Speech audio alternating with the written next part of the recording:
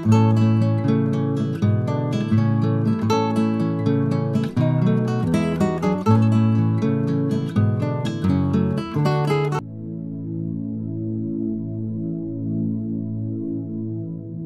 तू प्रार्थना करे तो अपनी कोठरी में जा और द्वार बंद करके अपने पिता से जो गुप्त में है प्रार्थना कर। तब तेरा पिता जो गुप्त में देखता है तुझे प्रतिफल देगा।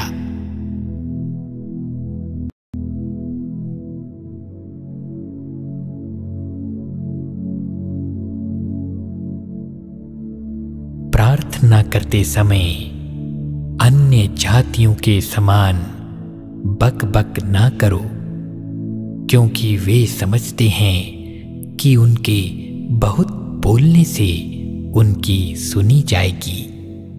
इसलिए तुम उनके समान ना बनो, क्योंकि तुम्हारा पिता तुम्हारे मांगने से पहले ही जानता है कि तुम्हारी क्या क्या आवश्यकताएं हैं। अतः तुम इस रीति से प्रार्थना किया करो।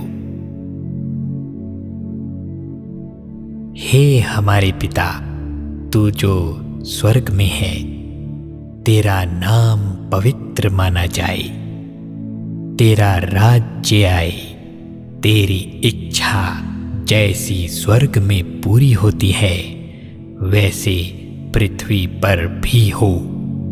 हमारी दिन भर की रोटी आज हमें दे, और जिस प्रकार हमने अपने अपराधियों को क्षमा किया है वैसे ही तू भी हमारे अपराधों को क्षमा कर, और हमें परीक्षा में ना ला परंतु बुराई से बचा, क्योंकि राज्य और पराक्रम और महिमा सदा तेरी ही है। आमीन।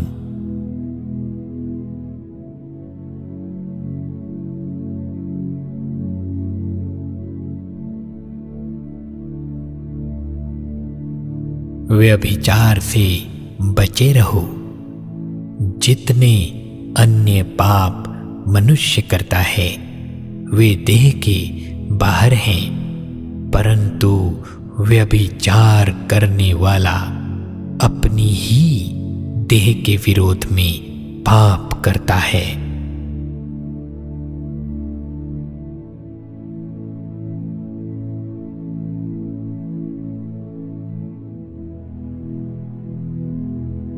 परमेश्वर ने किस रीति से यीशु नासरी को पवित्र आत्मा और सामर्थ्य से अभिषेक किया, वह भलाई करता और सब जो शैतान के सताए हुए थे अच्छा करता फिरा, क्योंकि परमेश्वर उसके साथ था।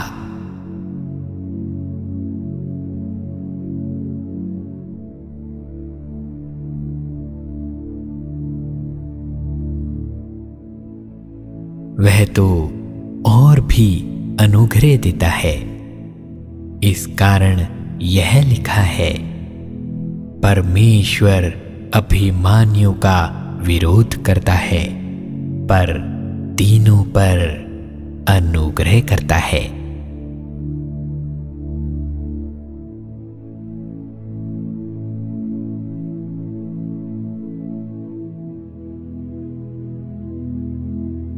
जो कोई पाप करता है वह शैतान की ओर से है, क्योंकि शैतान आरंभ ही से पाप करता आया है।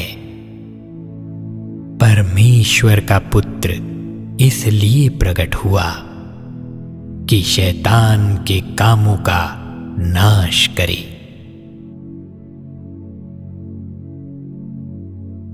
सब प्रकार का वैभव और छल और कपट और ढाह और निंदा को दूर करके नए जन्मे हुए बच्चों के समान निर्मल आत्मिक दूध की लालसा करो, ताकि उसके द्वारा उद्धार पाने के लिए बढ़ते जाओ, क्योंकि तुमने प्रभु की कृपा का स्वाद चख लिया है।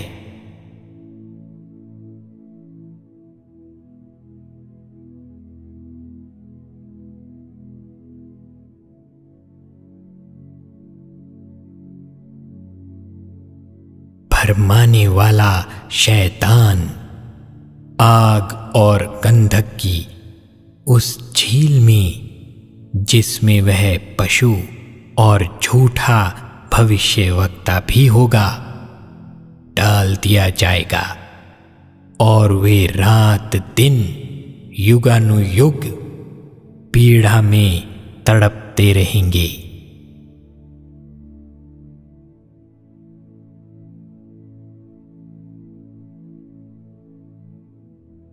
परमेश्वर ने हमें क्रोध के लिए नहीं, परंतु इसलिए ठहराया है कि हम अपने प्रभु यीशु मसीह के द्वारा उद्धार प्राप्त करें।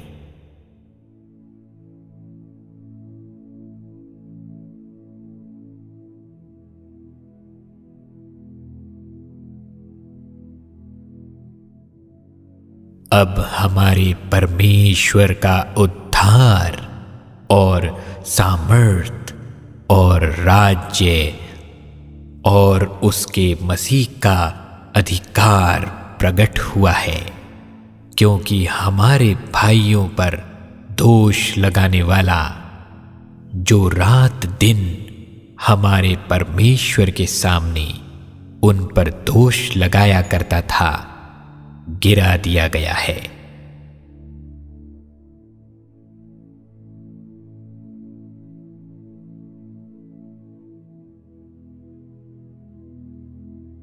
क्योंकि परमेश्वर ने हमें भय की नहीं, पर सामर्थ और प्रेम और संयम की आत्मा दी है।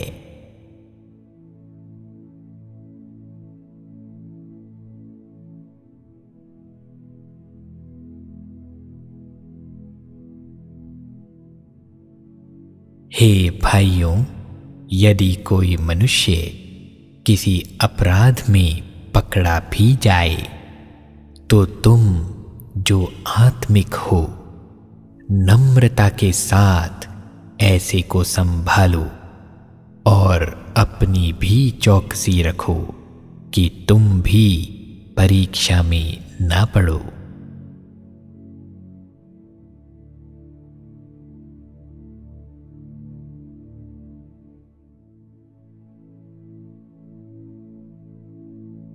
यीशु का पहाड़ी उपदेश। वह इस भीड़ को देखकर पहाड़ पर चढ़ गया, और जब बैठ गया तो उसके चेले उसके पास आए, और वह अपना मुंह खोलकर उन्हें यह उपदेश देने लगा। धन्य है वे जो मन के दीन हैं, क्योंकि स्वर्ग का राज्य उन्हीं का है। धन्य है वे जो शोक करते हैं, क्योंकि वे शांति पाएंगे। धन्य है वे जो नम्र हैं, क्योंकि वे पृथ्वी के अधिकारी होंगे। धन्य है वे जो धार्मिकता के भूखे और प्यासे हैं, क्योंकि वे तृप्त किए जाएंगे। धन्य है वे जो दयावंत हैं, क्योंकि उन पर दया की जाएगी। धन्य है वे जिनके मन शुद्ध हैं, क्योंकि वे परमेश्वर को देखेंगे। धन्य है वे जो मेल कराने वाले हैं, क्योंकि वे परमेश्वर के पुत्र कहलाएंगे। धन्य है वे जो धार्मिकता के कारण सताए जाते हैं, क्योंकि स्वर्ग का राज्य उन्हीं का है।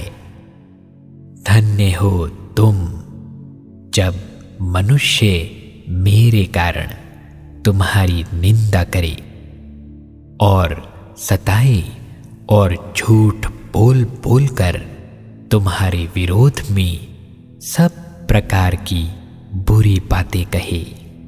तब आनंदित और मग्न होना, क्योंकि तुम्हारे लिए स्वर्ग में बड़ा फल है, इसलिए कि उन्होंने उन भविष्यवक्ताओं को जो तुमसे पहले थे इसी रीति से सताया था।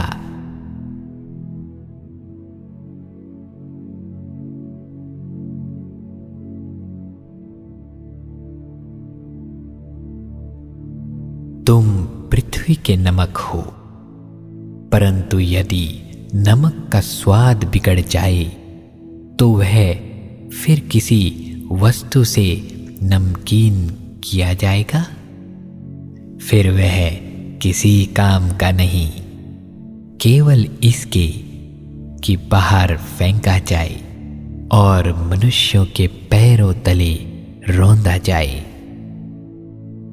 तुम जगत की ज्योति हो। जो नगर पहाड़ पर बसा हुआ है वह छिप नहीं सकता, और लोग दिया जलाकर पैमाने के नीचे नहीं परंतु दीवट पर रखते हैं, तब उससे घर के सब लोगों को प्रकाश पहुंचता है। उसी प्रकार तुम्हारा उजियाला मनुष्यों के सामने ऐसा चमके कि वे तुम्हारे भले कामों को देखकर तुम्हारे पिता की जो स्वर्ग में है बढ़ाई करें।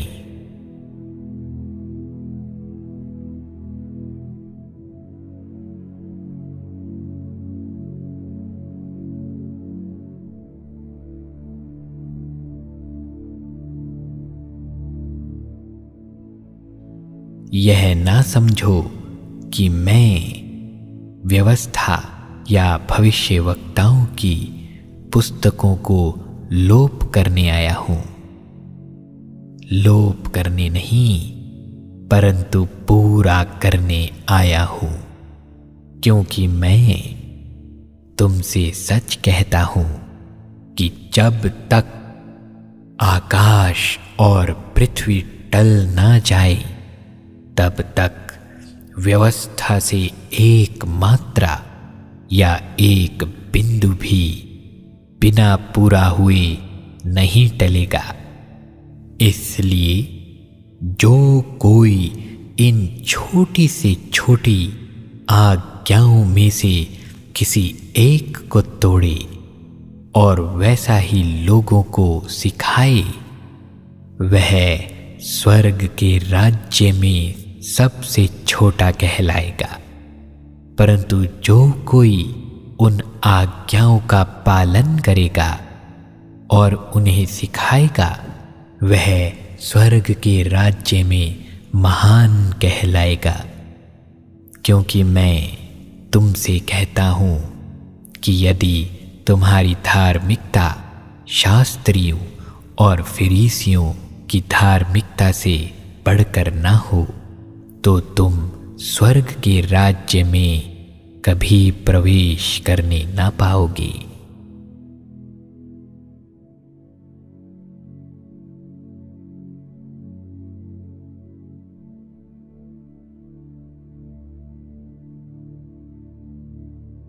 जागते और प्रार्थना करते रहो कि तुम परीक्षा में ना पड़ो।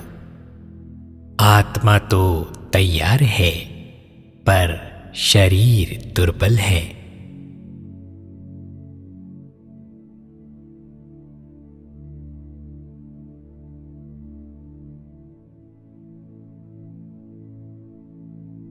बीज बोने वाले का दृष्टांत।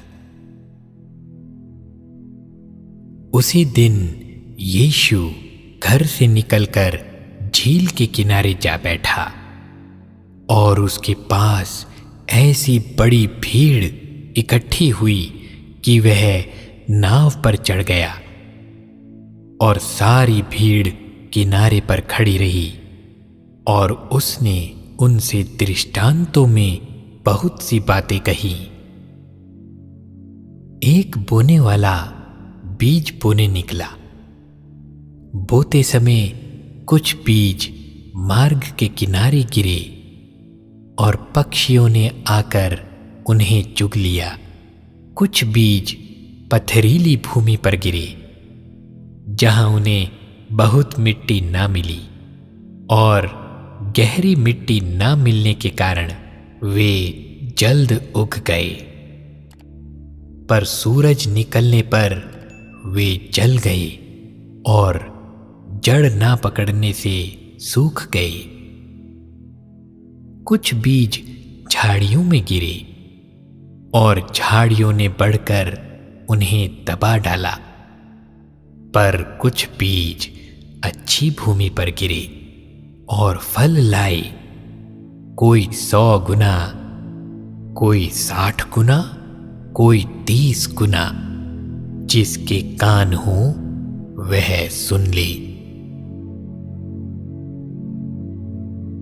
चेलों ने पास आकर उससे कहा, तू लोगों से दृष्टांतों में क्यों बात करता है?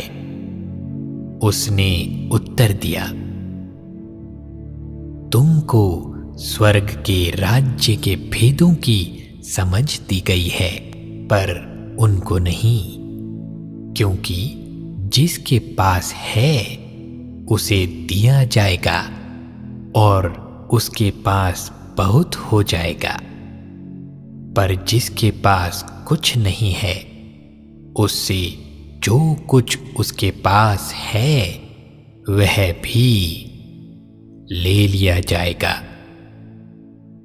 मैं उनसे दृष्टांतों में इसलिए बातें करता हूं कि वे देखते हुए नहीं देखते और सुनते हुए नहीं सुनते और नहीं समझते।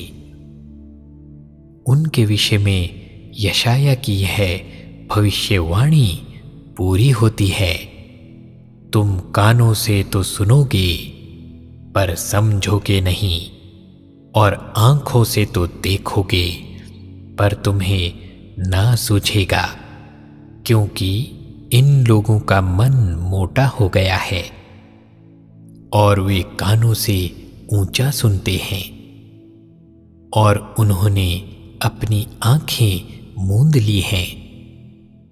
कहीं ऐसा ना हो कि वे आंखों से देखें और कानों से सुने और मन से समझें और फिर जाएं और मैं उन्हें चंगा करूं।